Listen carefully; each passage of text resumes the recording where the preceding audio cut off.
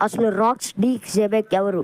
Racks D జెబెక్ ని simple గా racks అని పిలుస్తారు. రాక్స్ డి జెబెక్ రాక్స్ పైరట్స్ కి కెప్టెన్. తనకి చాలా మంది అలయన్స్ ఉన్నారు. తన క్రూలో బిగ్ మామ్, వైట్ బీడ్, కైడో కూడా ఉన్నారు. తనకి ఒకే ఒక కోరిక ఉండేది, ప్రపంచానికి మొత్తానికి రాజు అవ్వడం.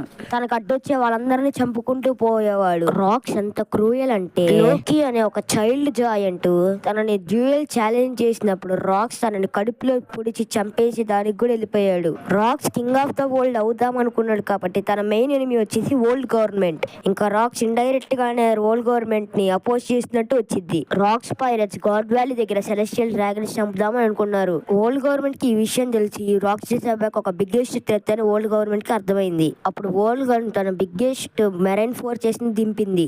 దానికి కెప్టెన్ వచ్చేసి మంకీ డి గార్ప్. ఇంకా రాక్స్ పూర్తిగా రెడీగా ఉన్నాడు ఇంకా వీళ్ళందరినీ అటాక్ చేయాలని. రాక్స్ ను ఓడించడానికి గార్ప్ ఇంకా తన అలయన్స్ ఒకళ్ళే సరిపోరు కాబట్టి గార్ప్ అప్పుడు రాజర్ తో టీమప్ చేశాడు.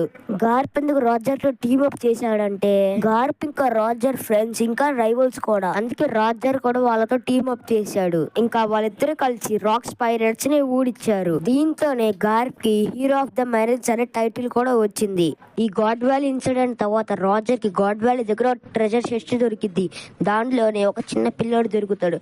వాడెవడో కాదు, తను షాంక్స్. ఈ షాట్ అయితే ఇంతే గైస్. ఈ షాట్ వల్ల మీకు రాక్స్ డి జెబెక్ ఎవరు అనేది మీకు తెలిసే ఉంటుంది. ఈ షాట్ అయితే ఒక బ్రో కోసం అయితే నేను చేశాను. ఆ బ్రో పేరు వచ్చేసి శశిధర్ రెడ్డి.